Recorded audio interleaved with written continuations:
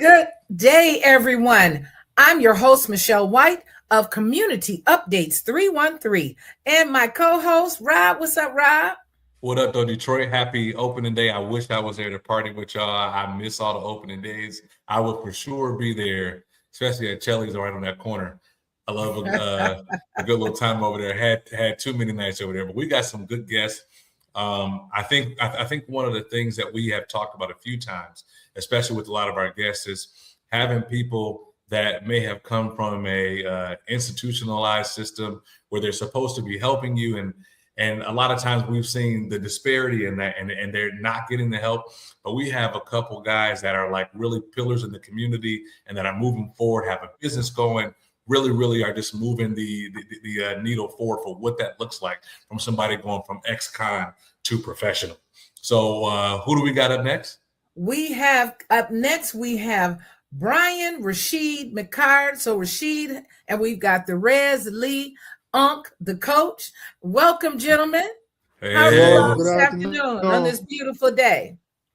Good afternoon. Yeah. I see y'all both got on the Tigers gear. I see you, or I see you. Well, you know, I'm always It's opening something. day. Yeah. Opening day. I don't have on the Tiger. I got to put on the jersey. Come on now. There we go. So this afternoon, Rashid is the founder and owner of Integrate 313, and that's spelled ENTERGREAT, and it's an assisted transitioning program that helps rebuild lives with support and opportunity. They empower individuals, returning citizens, primarily with the essential skills to build resilience and independence. So Rashid, tell us about Integrate 313 and how you started that wonderful program that you do. I've had an opportunity to come over there several times and lend support and give some things from the White Charity Foundation. Tell us about it. First of all, I'd like to take the opportunity to thank you for having me on your podcast this afternoon. Our pleasure. To get the word out about our program. I appreciate you. Integrate 313, which is a play on the word integrate, as an integration. Integrate. It's a play on it. We want you to enter after doing time, enter back into society great. And the concept actually was came about when I was actually incarcerated. I knew I wanted to do a nonprofit when I came home. I knew I wanted to serve in some kind of capacity. So, you know, when you got time on your hands, you come up with all kind of business plans and drafts and things of that nature. So it was something that a concept that I came up with while I was incarcerated, but I didn't actually come out the gate with that in mind. I came out the gate with a clothing brand called Cloud Apparel. And that was my dream to be, you know, and you got some nice apparel too. Oh, nice things. You're welcome. And I came out the gate and I thought I was going to be the next Russell Simmons or the next Fubu or some of that nature, right? But life had other plans for me, you know. So I got married, you know, I moved at an accelerated pace when I got home. I made some good decisions, bad decisions. I went through a life-changing event. I got divorced, which, you know, if anybody's been married and went through divorce, they know that that's something that's, you know, that's very horrible. It's a life-changing event. It's very, you know, I suffered from depression, anxiety at the time. And, you know, and then that's when Integrate 313 came back to the surface. So I got with a good friend of mine, a comrade in the serving, Craig Wilby, who also has a nonprofit. He was doing a nonprofit thing before I actually got involved. He had two nonprofits, actually. One was Force, Friends of Returning Citizens, and the other one was Random Acts of Kindness. And I ran the idea by him, and he, you know, come on, let's do it. He had a space at the time. And we started out with like 5 or 6 gentlemen. And then over time, we just kept showing up. And what we realized was it was a need for this. I wasn't the only one who wanted to be surrounded and needed this safe space. And what we did, we created a safe space. When you come in the room, you see familiar faces. You know the people who they've been similar situated. They've been through the same things that you've been through. And it's become a real safe haven, not only for returning citizens and those who've been injustice impacted, but also for veterans, for victims of crimes and things of that nature. They come in, even victims of crime have been participants of our meeting. So it's doing, it's a need for it. It's a need for it. There's definitely a need. I saw that when I came over there, and you, because you also, it's a mentorship program. It's a peer group meetings that you have, Exactly. and the employment opportunities and information that is given when people come. And even Therese is one of the leaders in the White Charity Foundation. Therese, you're on mute. And we have come over several times and brought furniture, clothing to people. And Therese, tell us about your situation. And it's a very wonderful organization. So listen, I was real surprised, right? Because when I think we've been there about 3 times now. I want to really delve more deep into what they're doing also, because I really think it's a great thing what they're doing over there. I really want to give those brothers applause. Brother Rashid, what y'all doing? I did hear about it about almost a year ago, but I was still going through so much, which I'll get to in a minute. But when Ms. White told me about it, I was like, yeah, I heard about that place. So we both showed up together, and it was like 40 or 50 people there, right? Mm-hmm. By the third time I showed up, man, it's like 150, 200 people in there. And they had some faces that were so familiar I hadn't seen in 10, 15, literally 20 years, right? Since I was a small babe, as they call it, in what they call an institution. But I myself, I did 18 years of incarceration in the Michigan Department of Corrections. And similar story as Rashid, obviously growed up in Detroit on the east side and got into some trouble. So when I went to prison, I was still kind of moving like a child. But as I began to start, my mind began to change. I started to see the daylight, as you can call it, right? I started to see the light at the end of the tunnel, so to speak. I just like, you know what, man? I keep going to the hole, fighting for the east side, fighting for Detroit, like fighting for John R. and all these people that were slave owners. Like, they didn't do no purpose to me. I got them tattooed on me. What am I doing? Like, what am I doing, right? And I started to see my little girls grow up on pictures. When I left, I had 3 daughters, all 3 and under. And I started to see my little girls grow up on pictures. And that's when I realized, like, you know what? Nah, I got to change. I want to be different so that I could teach these young men to be different so that they can be different young men for my daughters, right? And so when I got out, before I got out, actually, I started speaking in the prisons and doing different programs and stuff. And lo and behold, when I got out, I just delved straight into like social media. I had a wife. I met that we just grew this life and we was making money. We had a nonprofit and same thing, divorce, and everything just crashed. Like, it went from working with a lot of different high end and up organizations to like sleeping in my car. Like that, it got that real. And so I like to tell people that programs like Integrate 313, programs like what we have with the White Charity Foundation, where we giving back to the community, helping furnish people houses, it lifts a burden off of people because, hey man, I was out passing out furniture to people who was getting their new houses and getting their fresh start, and nobody knew that I was sleeping in my car.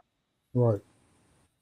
You see what I'm saying? And so like, you know, I want to be an example and like work with these different types of programs. I don't sleep in my car no more, obviously, but now you have a nice home with beautiful furniture.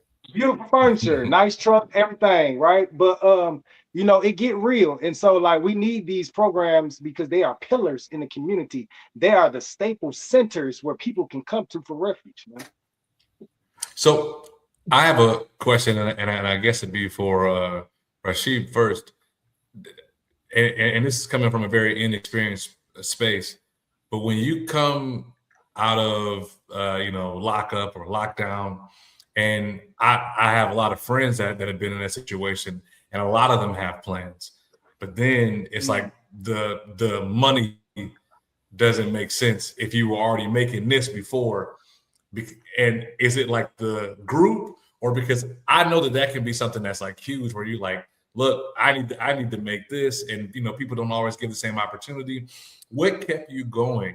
And be as honest as you want to, but what kept you going in that space to go, you know what, I'm going to do something that's actually going to push the needle forward instead of pushing yourself back, kind of like Therese was saying, where that street don't owe you nothing and they won't pay you anything either. As soon as you gone, you defending that street's still going to be there. And it's probably somebody's slave master street that wanted you to think that. You know, like when we think about it in real terms. So, what's something that made you continue to keep going? Are you speaking in regards to the nonprofit or just period? Both. Well, you know, and I'm sure that the rest can attest to this. When you been incarcerated for such a long time, and you get out, you move on a different energy. You were moving on refined energy. It's like a new birth. You know, you get out, and the world is brand new to you. I served 28 years within the Michigan Department of Corrections for a crime I committed when I was 18 years old. So, and I was released in 2016. And so, you know, you have all these aspirations and hopes and dreams while you incarcerated, and then you let out. So you want to try and fulfill them as much as you can. And that's what kind of mission I was on. In regards to the clothing brand, you know, I had already all these ideas and concepts, like I said already, I had them already formulated in my mind, and some of them on paper before I even came home. I used to draw pictures. I knew when I was about to come home, I knew that, you know, I was in the process. I got what was called a public hearing. So once you granted a public hearing, I actually was serving a parolable life sentence. And the only way you could get out was first through a public hearing. And if they granted you a public hearing, you knew you were on your way. Because other than that, they slid what's called a 5-year flop under your door, and you continue to another 5 years before you were eligible to see the parole board again. So I had received about 2 or 3 of those. And then on the third time, I received a public hearing. So I was like, yeah, I'm on my way. So I need to come up with some kind of plan as far as when I touch down, what I want to do. And I, you know, before I left, I was involved in the 80s with the drug gang. So I was, you know, even though I was illegal, I was an entrepreneur. So I had an entrepreneur spirit. And and you know, when we back in the day, when we get the money, what would we do? Go visit Northland, go get fresh, go get fly. So the clothing came to my mind. That was something that, you know, and I used to, you know, see Russell Simmons and FUBU, Damon Dash and all them. So I, you know, clothing. So I used to sit and draw pictures on the back of, you know, call outs. When we have call outs, they slide them under your door and tell you where you got to go. I just sat at the desk and draw T-shirts and put different designs on, and I would ask guys, would you rock this when you know, yeah, I like that, you know, yeah, that's nice. So when I got home, I went right to work with it. I had a partner, he already wanted to start a clothing brand. I told him what I had on paper and my hopes and dreams and aspirations, and he fed right off into it. He invested like $2,000 initially to get me started, and I hit the ground running with it. But that's, so it's you know, called Clout Unlimited. It's Clout Unlimited, not. It was originally Clout Apparel. How did you come up with Clout? Because, you know, just the name Clout. Just the name Clout. I just sat there and I thought of just ideas, and that just stuck, and it just resonated. And you know, and I came home and it just kept growing and growing and growing. Even though I'm not nationwide, I have built a little following within the city. On the west side, on the east side, I had something. People rocking it in Atlanta in the store. They had a store out in Atlanta that had my product on the shelves. I was on the shelves of Strictly's. Strictly Sportswear on 7 They used Mile. to give us stuff, and I would give it out to the community. And the shout out to Kathy. Shout out to Kathy. She put me in there. My man Fame on 313. I've been in his store up on Livernois. I was on Simply Casual up on Livernois. Everything Detroit on Grand River before she closed her doors. So I've been in, you know, I built a little momentum, because that's how when you get out, you moving on that refined energy. You've been captured. You've been trapped so long. So when they let you go, you just on go. And that's what I was doing. I was on go. Until, like the brother said, I took that crash with that divorce. You know, I jumped immediately into a relationship when I got out, which I wasn't prepared for. You know, and I was in my relationship failed in great lengths because of me. I know it's because of me. We both weren't ready, but I take responsibility for my side of it. And it sent me into a downward spiral. And so when the thing that got me back on track was the familiarity with the guys that I knew from when I was locked up. So I brought them into the room, and that's how Integrate 313 was born. We came there every week. And the more people just started finding out that we was meeting, And they came because, like the brother Therese said, he seen some faces up in there when he came in there he hadn't seen for years. So it's a familiar space, and people, when they come in there, oh man, and other people are dealing with stuff, dealing with life struggles, right. and they need to hear these stories. People getting out, they need to hear these stories. Just like Therese was saying, I was sleeping in my workspace for a while, just like he was sleeping in his car. Yeah. And people didn't know this. You know what I'm saying? And people need to know this because to be encouraged, to stay encouraged, because this your story may be the determining factor to get somebody through the storm that they're going through. Mm-hmm. And I'm just saying that I have a story too. Briefly, I was homeless for 4 years, living in a shelter. Wow. And but you can't tell that now. Mm. But that, and that's why that's how God opened the door for me to do what we do with the White Charity Foundation. Because when people come out of whatever their situation is, to take the burden off their mind to get furniture, bed, clothing, couch, cups, plates, that takes the burden off your mind. Right. And so that's what the White Charity Foundation does. And Therese works with that. But Therese, you also even have some other organizations and things that you do. Listen, so I wanted to kind of like touch on the question that he asked. I don't know if it sounded like he was getting ready to say something before you started speaking, though. So I'm sorry. Go ahead and finish. Oh, right. No. So my question was going to be for you, Therese. Because and you're a little bit younger too, right? Because we're the same age. Yeah, you're right. Both 44. So for you, was that the same situation? It was like, hey, I was just motivated. I kind of pushed through, and I had the mindset. Like, what was your experience with that? So for me, I knew, right? I went back to school. So thank God, right? In 2016, it was like, he'd tell you, it was like the word of the West. Oh, they got college back in prison because this is a privilege. And almost at least 60% of the states across America, there's no further education, school, this and that. But there are in some places.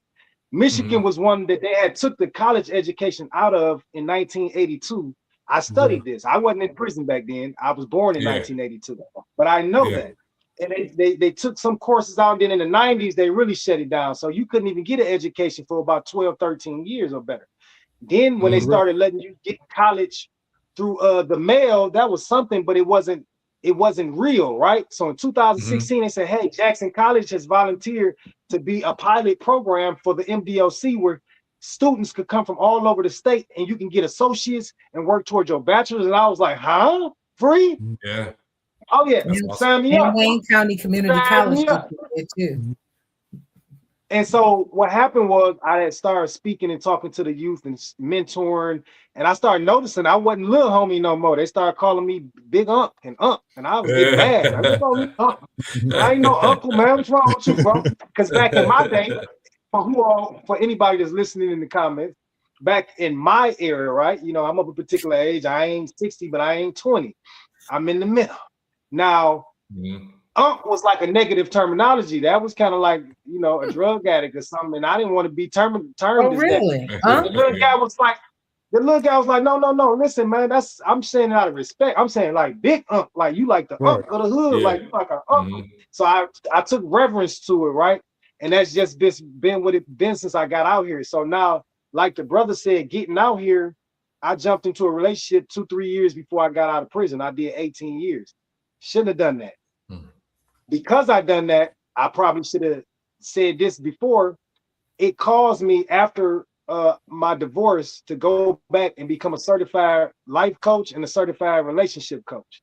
So I went back and got those under my belt because I said, you know what? I want to teach people about this. Now I know I ain't got a whole bunch of experience with a lot of women, but like this getting out of prison and jumping straight into a marriage thing ain't the way to go. No, definitely it ain't the way to go, man. I'm trying to tell you.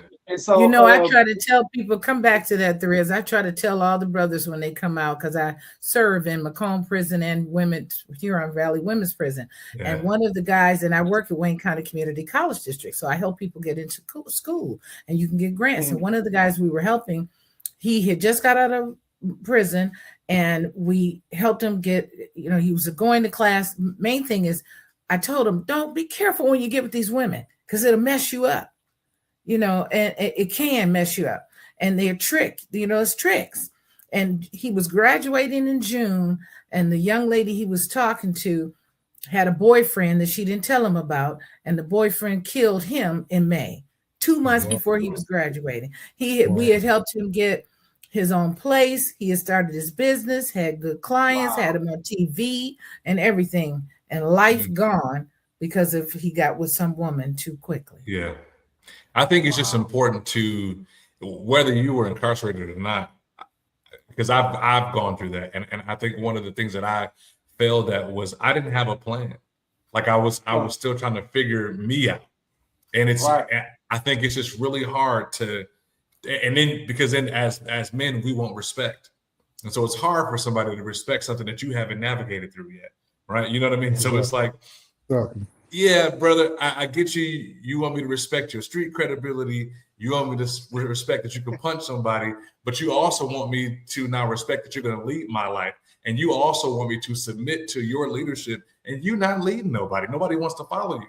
And the people that are and the people that are following you are idiots, socially speaking. You know what I mean? Like they're not doing anything that's going to push your life forward. And that moment for me was like, oh, I got to get different friends, because my friends, I can't be the sum of all of them, because now I lost. So my friends have to be better than me. It feels good to know everything better than your friends, but then how much do you really know? So as men, it's like, you know what I mean? There's no advancement. So I always have to be learning. So that means everybody in my circle, and it kind of knocks your ego a little bit. But to me, I love the Bible for principles, because the humility is not really just to humble yourself, but it teaches you something, because you're like, oh shoot, there is another level that I need to get to. Yes. And people say it like, hey, it's levels to this. And I mean, it really is. When I think I'm good, then I go talk to my buddies that have a golf course in the back of their house, and I go, oh, I'm not there yet? Okay. Right. And then I meet the guy who's like, oh, no. I can just make a call and you can go everywhere. And it sounds good because we can do that to some degree, especially when like when you're in Detroit, it's a little smaller. You can make a call. I used to be able to do that. But then it's a difference to go, no, you're going to be in the box. And if you want to get on the stage, you can do that too. There's levels to this thing that we like to call respect or, power within, especially within the Black community. And I think a lot of times we look at the submission that we want from women without giving them something to actually follow or submit to. And I think that is a lesson that we have to learn for that next phase. And it's just hard to lead a family with street cred only. Exactly. So tell us, Therese, go ahead and finish sharing what you were going to say. And then Rashid, this segment, I want to really highlight Integrate 313 and all the things that you all are doing at that program. But Therese, go ahead and finish what you're saying. And then Rashid, please tell us more about Integrate 313. Okay. No, I'm just in agreement with what Robert just said. It just resonated because all this week on my podcast, where I do live content across these different platforms, I've been talking about how a master must leave his footprints clearly cut, right? Like you can't just be assigned to say, hey, turn left or turn right, because we really don't know which way to go, right? But if you see those footprints, that imprint of what has been left there, that example, then you know, okay, that's the way to go. So just piggyback on it. I like that. Yeah. Each of you said some profound things. Okay, Brother Rashid, tell us more about Integrate 313, please. Yes, sir. Well, Integrate 313, you've actually been to the Integrate 313 portion of our program, which is the Tuesday support group meetings held at the Horatio Williams Foundation on every Tuesday from 6 to 7, roughly 7:30. But it says 7:30 on the flyer, but we always run over to 8 o'clock. No one wants to leave. Even when the meeting is over with, we're still in the hallways talking, chopping up. It's just, that's what kind of energy. It's community. Right, it's community. And that's what kind of energy it is in there. But you attended those meetings on Tuesday, but we also work hand in hand with another foundation, which I spoke on briefly, which is RACS, Random Acts of Kindness, which is the founder is Craig Wilby, who's not here today. He's supposed to have been here, but unfortunately he couldn't be here. But anyway, we collaborated and we work hand in hand. And the president of our organization, Integrate 313, is Miss Alicia Hatcher, who's doing a wonderful job in that seat. I put her there. She's highly qualified. And my thing about it is that, and this is my philosophy, we are uniquely qualified to do the work that we're doing because of what we've been through. We are changing the landscape of reentry. That's our mission, to change the landscape of reentry. Because no one else understands what's needed in that capacity more than one of us who's Been through it. walked that journey, of course, Mhm. exactly. Just like when you are in treatment, for substance abuse, it comes more impactful when you have somebody who's also been through that journey of treatment, of recovery. So it's the same principle at Integrate 313 at the support group meetings. But we work hand in hand with RAC, who also has some wonderful programming on Thursday nights as well. We have spiritual guidance on spiritual, and we're not talking religious. We just talking about spiritual, mind, body, and soul. We have mental programming as far as Tuesday night is for support group, and it's one component to your mental health. It's just one component. And if you feel that you need more intense therapy, we can provide that through another company that provides mental health services, family transition services. We also have digital literacy programming on Thursday nights as well. We have financial literacy last night, and it's just a powerful program. And the thing that which makes it so powerful is that it's a group of individuals who were formerly incarcerated, who came together and took their own mental health in their own hands. Not the government, not the state, not the federal government, but we took it in our own hands. And we want to lead, and the goal is to pave a brighter way for those coming after us. And that's what we do at Integrate 313. So you have financial classes because people need to learn how to navigate their finances once they receive them. Because if anybody has ever been on drugs, sometimes finances were a trigger. Exactly. And it doesn't matter what, because drugs are even had in the prisons. Exactly. So people have to make a decision that I don't want to live that life any longer. And then Integrate 313, because you're a great community of people, come on, hey brother, come on, hey sister, because it's not just men. Integrate 313 has men and women. And sometimes even their children are in there just because mommy couldn't find a babysitter and needed to, and that child can encourage that parent as well. Exactly. You all are doing a wonderful job. And the digital program that you have, so you're teaching people how to navigate both computers, their phones, which now when we buy our phones, I remember when I first bought my first iPhone and I felt like I had been robbed at the cost. And the man said, I felt like I've been robbed. And the man said, well, ma'am, it's not really just a phone, it's a computer. And it's so true, because rarely, I don't come on I'm on my computer every day, but I use my phone more often. So you all are teaching people how to navigate computers, technology on their phones as well as laptops, or what are you all doing in your digital program?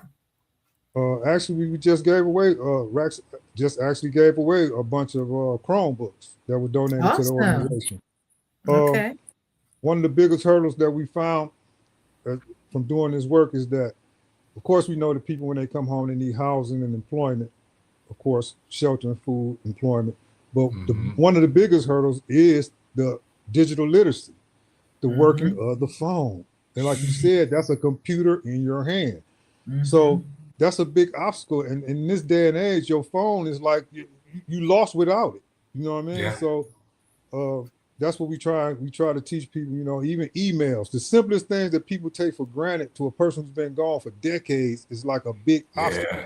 You know what I mean? Yeah. And we take that for granted because every day we just go on there and push, take our finger back. But someone coming out, even in the meeting, at times it's people, we announce, please turn your phones off so they don't be, guys, do not, it may be funny to us or to us right now sitting here talking about it, but they don't even know how to turn their phones down and put them on silent.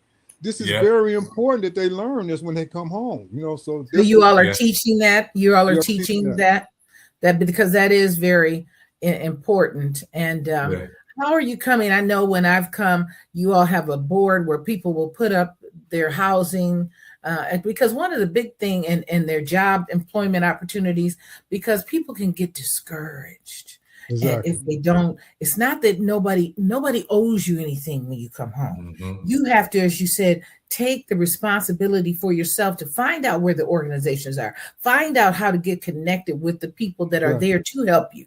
Because mom and them might not help you, auntie and them might not help you, but there are organizations like Integrate 313 that will help you, like RAC program and what it called a Michigan Rehabilitation Center and other organizations that are out there to help, like the White Charity Foundation. When you need furniture, you know that we supply that and some clothing as well. But and one thing that I saw and see with the Integrate 313, you really are helping their mental stability because it just gives them that safe space to even vent. Sometimes people come in there to vent what they're being challenged with. And what I saw, I remember a gentleman one time that was venting, but everyone knew that he was just venting. And so they surrounded him with love and hugged him. Sometimes it doesn't matter you're a man. We had a segment one time about do men cry? And it's okay to cry. Sometimes you need to let it out and need to let it out even with another brother and have a good hug. Because life ain't no joke. It's hard out here for a pimp when you try to get money. Can I say something to that? So two things to that. Learning about there's just so many things where we, especially within the urban or the Black community, especially as men, we have this stigma about like letting out any type of emotion that's not positive. I mean, or sometimes it's too positive. Oh man, you won't go into school, blank, blank, blank, blank, blank. It's like, wait a minute, like those things are taken negatively. And when you cry, I mean, there's a reason why men die faster than women. It's stress related, right? And when you don't release those things, such as tears, right? Cortisol kicks in, it's stress levels. Guess what you do? Exactly. Now we got high blood pressure. Now we got diabetes. It's not just about the food. Yeah, the food adds to it, but it's the amount of stress, the mental things that you don't take a clock to. Your mind may forget it, but your body doesn't. It clocks everything that you do. Exactly. That's the first thing. And then my second thing is too, when you guys talk about like helping yourself, the phrase that I didn't like when I was younger was people help those who help themselves, because it didn't make too much sense, because I was like, well, if you see me in need, then you should want to help. But then being the person that has helped a lot of people, I go, well, you don't even appreciate it because you didn't work for it yet. There's nothing within your work ethic that's going to get you in position. It's the same way it is with working out. And I had a partner, and we had a big gym in the city some time ago, and it's still going on. Shout out to John Smith with Grind Time. But one of the things that we saw, we always talked to the people, and we could tell the people that were like, oh, they're going to get the weight off, because we could see it in their movements. Everybody else came with excuses, and they would go, oh, well, I mean, you want to get the picture where you got the flat waist and the big butt, or you want to get the one where you got the V, down your, so you can wear the no shirt, but then you don't want to control your fork. So it's like, oh, well, I mean, yeah, you could work all day. You're just going to be fat with muscle. But if you don't, or you could be, really, really, really toned and ripped, but you're still going to be skinny because you don't eat the same way. So there's a certain level of discipline that other disciplined people attach to. And they go, oh, I can see the same thing in you. So now I want to help you. There's a reason why rich people get stuff for free, because they know, oh, it's not just coming with this one thing I'm giving them. That's going to come with communication. That's going to come with an open door. That's going to come with all the things that they had to have discipline to get. And so I always like to tell anybody, hey, people will help people that are helping themselves, because you can see their discipline and their work ethic and their diligence towards something. People come to me now for doing DJing and KJing, and I had no desire to do it. Not one. I tried to give it away to like 4 or 5 different people, but I also didn't want to be bad because I'm competitive. So I was like, well, how do I become the best? So I sat behind all these people, and now 6 months later, people are calling me that didn't want to talk to me before about it, are going, hey, how do I get you a part of my venue? You don't even have to do it. You can just do a pop-up. They want me just to come pop up at their place. And I don't have to reach out to them anymore, because I did the groundwork, and I'm still doing the groundwork to become better. So and he's I gonna think pop those up things in happen Detroit. everywhere. He's gonna Yeah. pop up in Detroit, Therese. You got to get with him. He'll be here that's this the goal. summer. But we can talk about Okay. that Hey. too. But yeah, but Let's this do isn't it. really about me. This is more so. I'm just saying, in these situations, work ethic, diligence, and grit, and just putting your best foot forward. Stick to itiveness. It definitely works. And you can't come out and get with a woman and live off of a woman. That's not being a man. Awesome. And Therese, we've seen some of our guys that come out, and you can kind of tell who's going to make it. And you want everybody to make it. You want everybody to do well, but everybody doesn't. And I never want to see anybody go back into prison. And only there before the grace of God go, I thank you, Lord. I certainly have done things deserving of being incarcerated. So, Rashid, we're glad that Integrate 313 is here and doing so wonderfully for so many people. About how many people do you have come in there weekly? I think on a weekly basis, on the small end, we average from anywhere from like 50 to 60 people weekly at the Integrate 313 meetings. And we have, like you said, he came in the room, and one day we was like almost 100. So it's definitely a need for it. And I want to just elaborate on what Rob was saying as far as stigma. He said the word stigma, and in our community, and as well as the incarcerated community as well, the return and justice impacted community, the stigma is attached to mental health. We get it confused, mental illness confused with mental health, which are two totally different concepts. And Black men especially had that. White people have gone to therapists for years. It's part of their makeup. And it's nothing frowned upon. In our community, if you go to therapists, you're crazy. But the stigma is leaving now. Good. It's getting detached from us.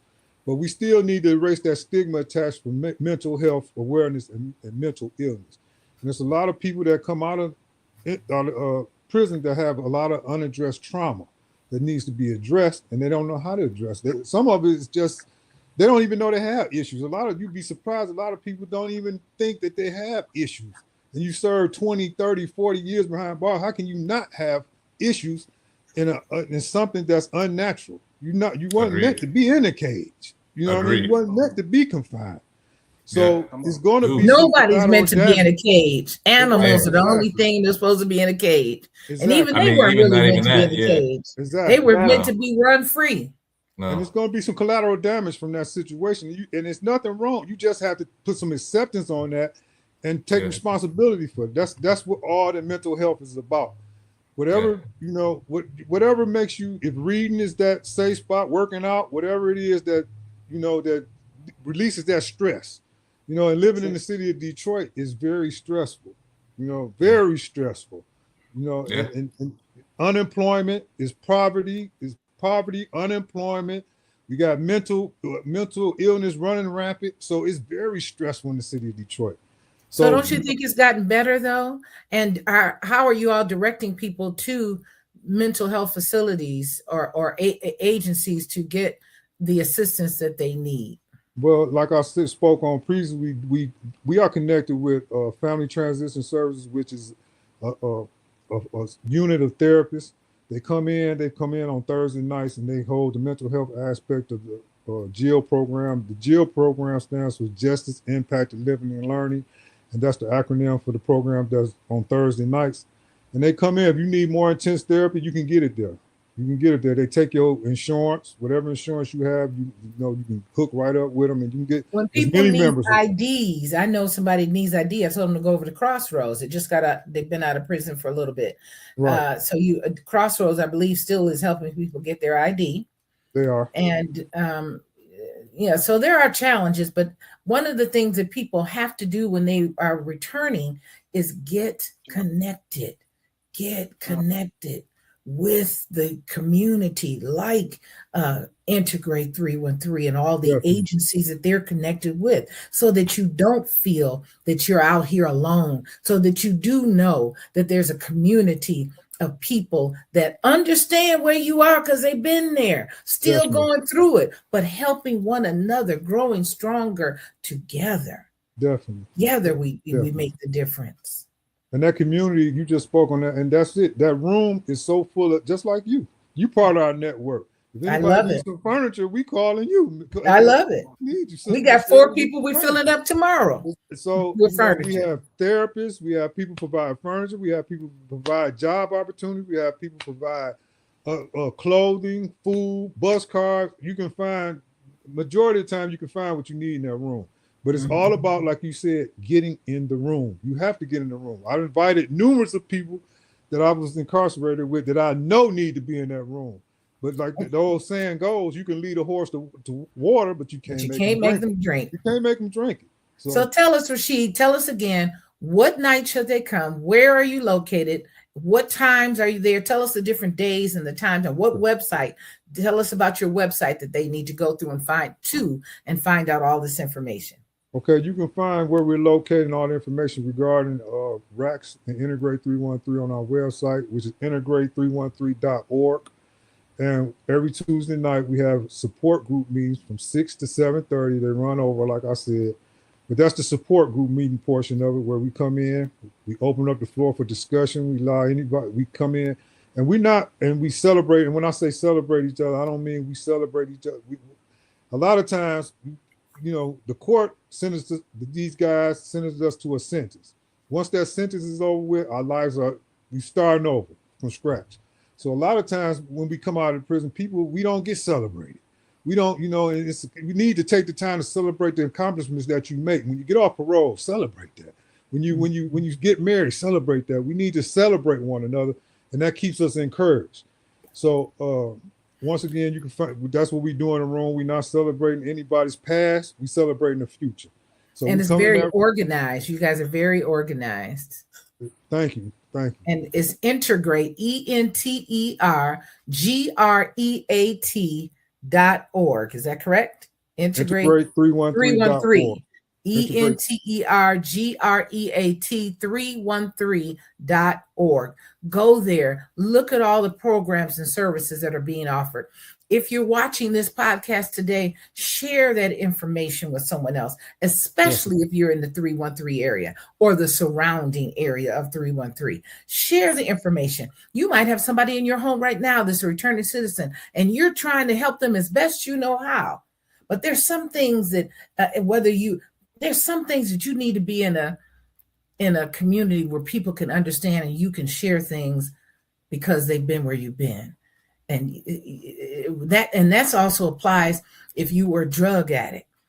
You need to be in a community where you can go and talk with people that will understand where you've been. You can't always hear. And so you can hide stuff. You can hide stuff and act like everything is okay, but it's up here. You got to get that mind right. Definitely. Can't just hide it in the background, because eventually it's going to come back to the foreground. So you got to get it connected and corrected all the way around our mind. And Integrate 313 is one of the agencies that is helping people to do that. So if you're watching this podcast and you got somebody in your house that's a returning citizen, send them over there. They meet on what night? We meet on Tuesday night from 6 to 7:30 at the Rachel Williams Foundation, which is located at 1010 Anterton on the Detroit, right around from the Eastern Market.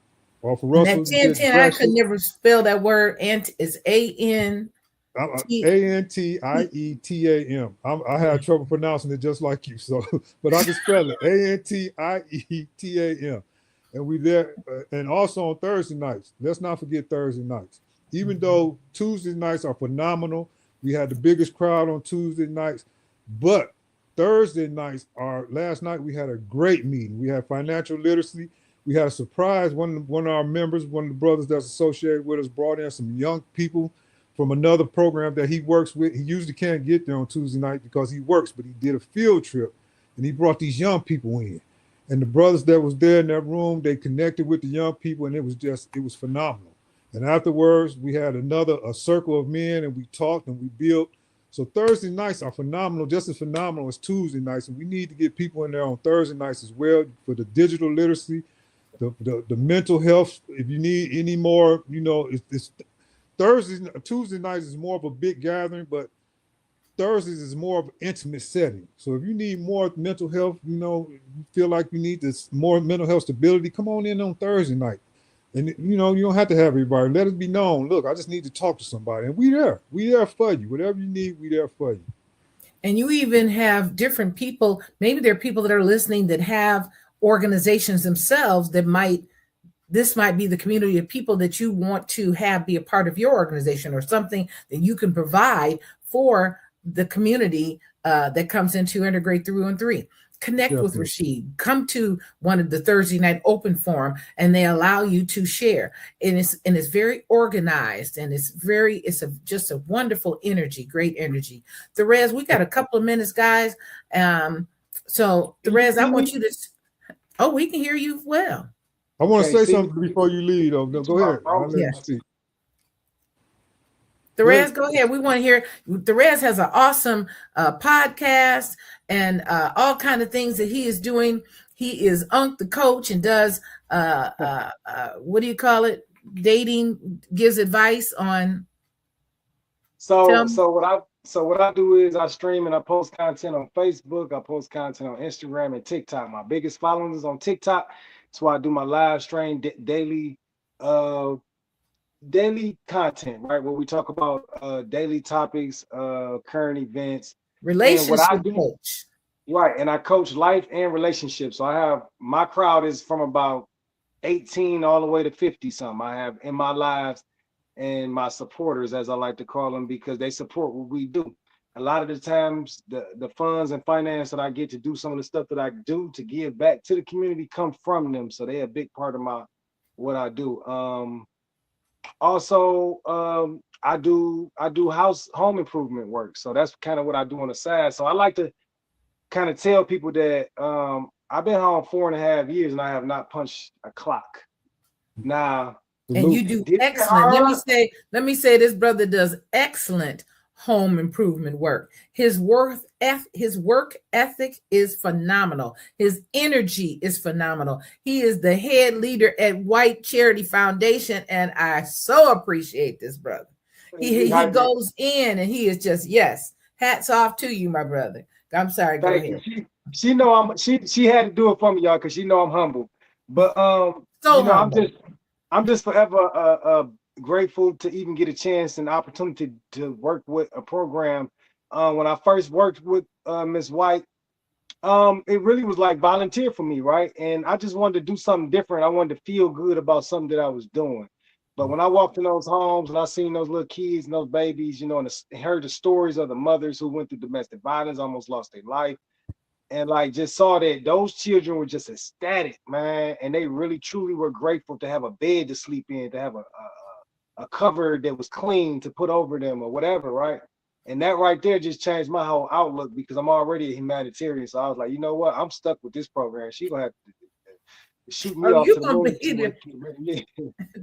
be the chief guy. He already is. That work is important, doing. In Detroit, I just want to say, please tap in, man, with these programs. Integrate 313. I know it's just about Detroit, but you got people that's coming to Detroit, that's reintegrating back from other states, that's reintegrating from what we call the Dismal Crips, but you guys may call it prison, incarceration. One thing I did that solidified. Guys, we got 1 minute. Okay, 1 minute. Well, just tap in with these programs. Tap in with the White Charity Foundation program if you need furniture, anybody in need. And I appreciate you having me on this podcast, Ms. White. And Rashid, you wanted to say something real quick, and then I want to tell people 3 things that you love about Detroit. Rashid, tell us what you wanted to say real quick. Okay, let me just say this. I wanted to just say that everything that we do comes directly out of our pocket. We don't get any funding from any sources, and we are in desperate. So give today. Go to whitecharityfoundation.com. Go to Integrate 313. Yes, you can go right on the website and you can make a donation. You can make a donation right on the website. It's right there. Please, much obliged, and we appreciate you guys. Tell us something you like. Tell somebody that's listening from somewhere else. Where do you go in Detroit? What's a fun place? Of course, we always got Belle Isle. We got Belle Isle. That's a legendary spot. We got that. Oh, we got 10 minutes. It's on the 50. I'm sorry, we got Okay. 10 minutes. I thought we had a little bit more time. You're trying to I'm get not rid the of us. What you producer. trying to get rid of us? I'm not the producer. But yes, we want people to, we need your, we need your support as well. Maybe you're not the one that's going to come to the meeting. Maybe you're not the one that is in need of furniture. But if you have furniture that you want to donate, we'll come pick it up and give it to someone the same day we pick it up. If you know somebody that's incarcerated or coming home or already home, connect them with Integrate 313. But go to, maybe that's not your judge. We all have a responsibility to help out here. So even if you help financially, that is huge. Go to integrate313.org and you can make a donation right online. Go to White Charity Foundation, and White is spelled W-Y-T-E, charityfoundation.com. White, W-Y-T-E, charityfoundation.com. And you can make a donation right there. Therese, Tax what's deductible. your Tax deductible donation. tax deductible donation? Even when you get furniture, we are a nonprofit organization. Everything is tax deductible for you. And we give you a tax deductible receipt. And when you make a donation, your receipt comes to you immediately on both of our websites. Definitely. So you're able to get your money back. Definitely. The rest, you need support even for your relationship coaching and the things that you're doing. Where do they go? So you can go to Unc the Coach on TikTok, on YouTube, or on Facebook. I'm Therese Lee Eel on Facebook, but I'm Unc the Coach. That's my sub caption name. So I'm tied in. All three of my apps is pretty much tied in together. You can catch me from like 9:30 to 11 in the morning, and from like 7:30 to 9:30 at night, PM Eastern time, man, and AM Eastern time. And we do live daily topics and talk about relationships. And just talk about how to get the mindsets of the youth in a direction of positivity and try to get them flowing back in the direction and bring back the love to the community. I think, we lost that love and we lost that zeal for one another as a community. And I think that's very important to mention at this time because we're here on Community Update 313, right? That's right. right. So we want to update and uplift our community. Definitely. And we can only do that by working together. So we want to bring these organizations like Integrate 313.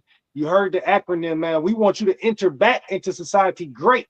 So as you come home, you ain't got to worry about no resources. Hey man, where I'm gonna find a job or how I'm gonna get some support. Them brothers down there got 5-6 different resources and programs and things, even more that they offering. We got furniture programs. So it's really no excuse for a person to come out here and think that they don't have the resources. We need y'all, the people that's watching. We need the people that we're going to share this and stream this with after to reach back and give, whether it's monetarily, whether it's coming out and lending a hand physically, whatever you can do, man, to be involved in the community work. That's all we're trying to do is serve. That's right. That's it. Thank you. And because we have a few more minutes, I want to go back to the mental challenges. What are some of the mental challenges that people are experiencing? We've got about 7 or 8 minutes. What are some of the mental challenges? As you sit down with people, I know that one of them is just trying to figure out, what am I going to do? Where am I going to work? Where am I going to live? I had that same challenge just after having been homeless. What am I going to do? Where am I going to work? How am I going to live? And I was 40 something. And God told me, don't look to the right nor to the left. I got you. You just keep your eyes on me. I got you. But yes, there were agencies and people that helped me and gave me things. Thus, the started with the White Foundation. But so what are some of the things that you see people are challenged with that you all are able to talk about and help them to navigate through? Well, our concept, our philosophy is that there can be no reentry without a mental health component.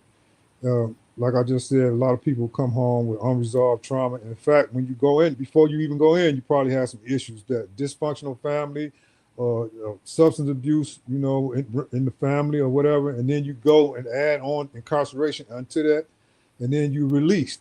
And often there's no therapist in there. I mean, they'll give you therapists, but they'll shoot you up with, give you pills and medication, but it's not the therapy that you need to, as you would get on the other side of the fence once you. So prisons are not really they don't really rehabilitate you. No, No. They just hold you. Exactly. And they get money for holding you, but that's a whole nother conversation. It's a business. Exactly. That's a whole It's a nother topic business. that we could talk about another time. Exactly. Mhm. Exactly. So we'd be here all day. Exactly. They definitely do not correct you as their name is turned. The Department of Corrections it should be Department of Stagnation. That's what it should be called. And even Right. the educational programs that some people are able to get into the educational programs, but some people are not. Some people can't get the paperwork that they need to be able to go to or even get the type of jobs that might pay a little more than a few cents. Some people aren't able to get those things. I don't know how they determine who gets what. You all could share that better, but all the services that are even provided in the correctional facilities aren't given to everyone. Well, unfortunately, and this is going to be the harsh truth, they go by how much time you got. So usually, the programs that's directed to have people be successful when they get from incarceration, they're going to be offered to people who they think is coming home. So if a guy doing, a particular amount of time will have letters and no numbers where he's like expected to do the rest of his natural life in there, then, some of the programs. What does that mean, letters and no numbers? What does that mean, letters and no numbers? Life, not going home, don't have a chance of ever going to see the streets again. And so I guess their logic is, why give a person education or spend the taxpayers' dollars on a person that's never going to set foot in society to utilize the degree or whatever the case may be, right? It's unfair. But a lot of times, like you say, just depending on the criteria, you may or may not get a chance. But I wanted to say one thing before we end, one thing about, because you asked, like, as far as coming back into society, what are some of the things that's very, very, very important, right? You said one of the things you notice, a lot of people just be like, what do I do, right? I'm saying from my perspective, from coming from in there, I knew I needed a plan. I know I needed resources, and I needed a plan. So what I started to do was connect with the different organizations and things I had heard of that was coming up to the prison. Because listen, man, let's keep it. We ain't gonna act like it's brothers and sisters not reaching back and forth in there, right? But you got to put your name on that call out to go over to that gym and hear them people speak when they come in and hear about the resources they got for you when you get out here. You can't be thinking about playing poker and sitting up playing basketball and want to watch TV all day. So it's about who you are and how you maneuver and, your mindset. But for me, definitely, I did what was called a parole reintegration plan. It was about 30 pages thick. It outlined in detail not only my change of mindset, but my change of environment, because you can't have one without the other. If you think you're going to keep the same mindset but go back to a different environment, you're just going to take the same problem to some other place. If you think you're going to keep the same environment but keep a different mindset, then you run the risk of the opportunity of you falling back into the same traps and pitfalls that you did before. So I just want to tell people, man, plan. Don't wait. Keep talking about like guys used to do out the workout. Now I'm gonna get in shape and stuff, man. I got about a year left, man. I'm gonna wait till I get down to now. And they should write the plan out. 5 years ago. Right. Yeah. Build your credit now. Find somebody that's gonna get you a secure credit card and start building your credit then. 5 years while you was in there. So when you come out here, you just need the credit imprint. You already got the history. You see what I'm saying? You have to start. It's preparation, man. That's it. Definitely. I believe you definitely on point, because I always tell guys, this is what I always tell them: have a plan. Have a plan. I don't care if it's a piece of plan. Having a piece of plan is better than having no plan, because you can always improvise and build on that plan and make changes in the plan. But if you don't have nothing, you just out here moving aimlessly. And that's what I think that people need more than anything when they get up in the morning, is a purpose. I think you got to have, and you asked earlier, I had a purpose.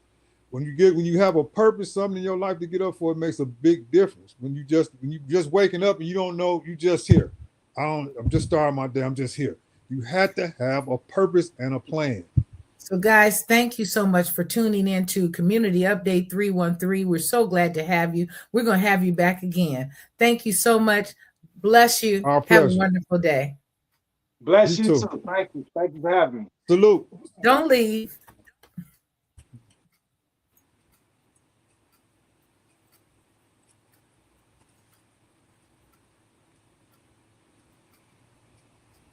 Hey, Rob. Hey, I'm closing it off now. You know. Well, they're all here. They say we still alive. Yeah, it does say that.